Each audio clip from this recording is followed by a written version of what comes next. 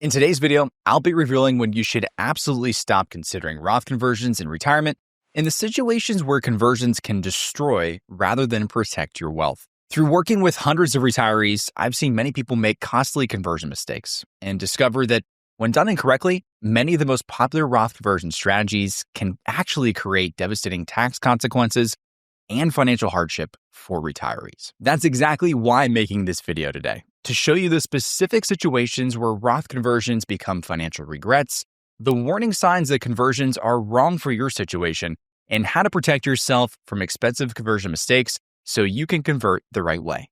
Let's get right on into it. Here's what I've noticed. A lot of people are making conversion decisions without fully understanding what they're getting into.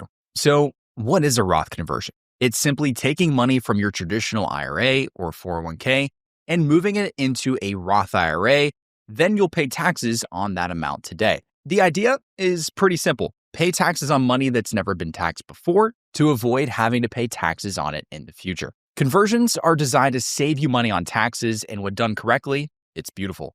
In fact, I've helped hundreds of clients save hundreds of thousands of dollars in lifetime taxes by doing strategic conversions. But just like anything else, conversions aren't a one-size-fits-all solution. And if you make any of these three mistakes, they'll actually cause you to owe more in taxes, not less. And no, I don't mean just a few $1,000s. I've seen bad conversion strategies cost retirees six figures over their lifetime. Let me show you exactly what I mean with the first mistake that's costing retirees hundreds of thousands if done incorrectly. The first mistake that's turning good conversions into bad ones is doing them at the wrong time. Doing a conversion while you're still working is like adding another income to your household. It will likely push you into a higher tax bracket while you're still working. Conversely, waiting to do a conversion when you retire is typically advantageous. Why? Because most retirees are in the lowest tax bracket that they've sniffed out for decades in their first full year of retirement. And it can often make sense to spread out these conversions as much as time allows for it. That's why converting during your peak earning years is likely not the right answer. Why would you want to pay taxes at your highest tax rate when you could wait until retirement whenever your tax rate drops and your income drops? But here's where it gets tricky. If you retire early, you need to make sure you have money set aside to pay for conversions. For early retirees, this becomes even more critical. They have a longer runway to do conversions and can spread them out over time without jumping into higher tax brackets unnecessarily. It's not just about getting as much into Roth right now, it's about limiting your lifetime tax liability. Conversely, for retirees that retire later in life, who are closer to RMD age, that shorter runway needs even more careful planning. Sometimes jamming conversions into a shorter window might not even be the right answer at all. For example, a 60-year-old has 15 years to convert before RMDs even begin. They could perform much smaller conversions over a longer period of time and pay less in taxes by staying in lower tax brackets. Now, compare that to the same person who waits until 70 to retire.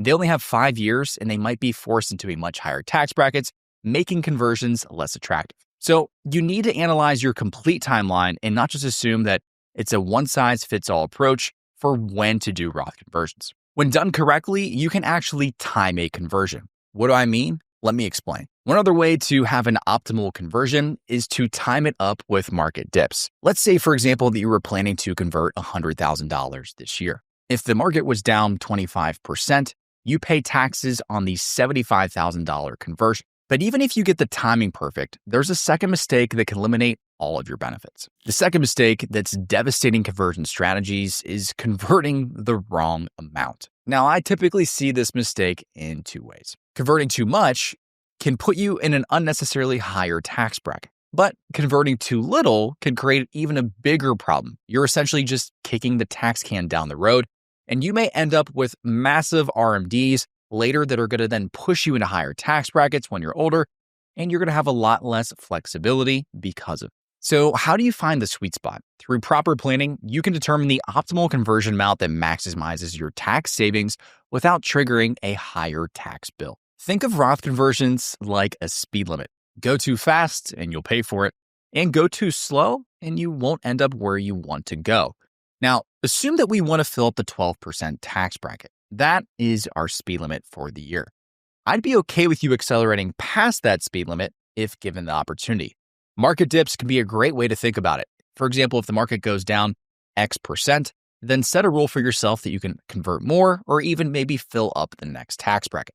Think of it like buying the dip during accumulation, except you're converting the dip in retirement by paying taxes on a lower dollar amount and letting it recover tax-free. Now, even if you convert the right amount and you time it properly, if you make this third mistake, you're greatly going to reduce the benefits of converting in the first place. Now, most people do their Roth conversion and they leave their money in the same investments. While it may not seem like it, this could be a massive mistake that can eliminate one of the key benefits that you got from doing that conversion in the first place. Here's why this matters. You just pay taxes up front to get money into a tax-free growth environment, and now you're just going to keep putting it in a low-growth investment like a bond. The importance of tax location among your holdings cannot be overstated. Here's what most people get wrong. They put the same allocation in all of their accounts, some stocks, some bonds, some cash, across the board. This is leaving money on the table, whether you know it or not. Now, this can vary, but there is an optimal allocation strategy. Your high growth assets should be in your Roth IRAs. You want maximum tax-free growth on your highest returning investments. Your lower growth assets, like bonds, should be put in your pre-tax IRAs. You're going to pay taxes on these anyway, so putting the lower growth stuff in there is totally okay. And your tax-efficient investments should be in your taxable accounts, municipal bonds, index funds, anything with lower turnover. By doing a strategic asset location across your accounts, you can add hundreds of thousands to your long-term wealth. But unfortunately, most people just completely ignore this and they're leaving money on the table. Now, even if you get the timing, the amount, the allocation perfect, there's still 4 blind spots that can take your conversion strategy and turn it into a financial surprise, and not in a good way. I call these conversion collateral. It's something that most people don't even realize until it begins costing them thousands of dollars, and they say, wait a minute, where did this come from? The first blind spot is ignoring your estate and charitable interest. Now, if you're charitably inclined, that's great. But if you plan to leave assets to a charity, conversions often make no sense at all. Here's why. Most charities don't pay taxes on IRA money. And if you convert and pay taxes, then leave your Roth to a charity, you're essentially giving free money to the government. Plus, there's an even better strategy that most people don't know about. Once you're 70 and a half, you can do what's called qualified charitable distributions directly from your IRA up to $108,000 per year. And even better, when you reach RMD age, that amount that you sent to the charity via the qualified charitable distribution is counted towards your RMDs and is never taxable to you. Right behind taxes for most retirees is healthcare. And yes, your conversion can impact the cost that you pay for healthcare. If you're a younger retiree and you're on an ACA plan, then any Roth conversion you do can lower the amount of credits that you can apply for. Now, currently, these numbers are very high, but that's going to be very specific on your state, your plan, and your situation. If you're 63 or older, there could be an impact on the price that you're going to be able to pay for Medicare. Now, this is known as IRMA. It stands for Income-Related Monthly Adjustment Amount, basically Medicare penalties for higher income retirees. Here's how it works. Large conversions can push your modified adjusted gross income above those IRMA thresholds, and that could trigger up to thousands of dollars in additional Medicare premiums. Now, the reason I said 63 is there's a 2-year look back, so any conversion income from 2 years ago affects your Medicare premiums today. Most people have no idea that this is coming.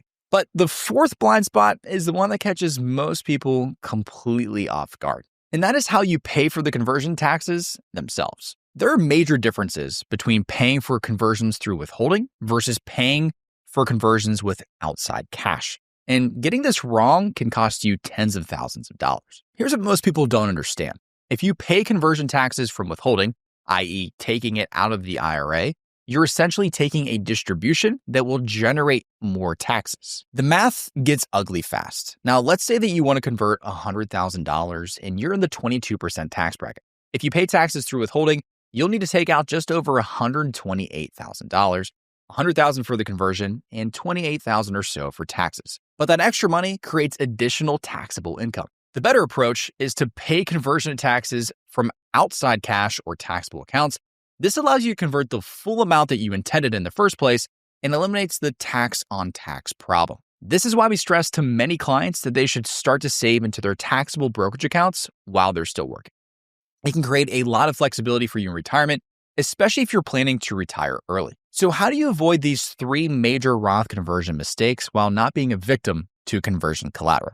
First, you need to honestly assess your situation. Do you have adequate emergency funds? Will you need this money from your Roth within 5 years? What's your realistic future tax bracket? Are you charitably inclined? And do you have any outside cash set aside to pay taxes for the conversions? Now, for timing, you want to analyze your complete retirement timeline. Consider all the alternatives that you have before making any financial decision. Don't just make the right decision for this year. You want to consider your lifetime strategic tax plan. Now, as far as the amount goes, you want to focus on your tax brackets and your modified adjusted gross income. This obviously can affect your IRMA thresholds once you're Medicare eligible, and you want to calculate the total marginal rate, including Medicare penalties. For allocation, you want to put your highest growth assets into Roth accounts and lower growth assets into pre-tax accounts. That's going to maximize the benefit that you get from tax-free growth. Now, when it comes to the collateral, realize there's a retirement ripple effect. You truly can't make any financial decision in a silo during retirement. You want to work with someone or analyze your situation completely.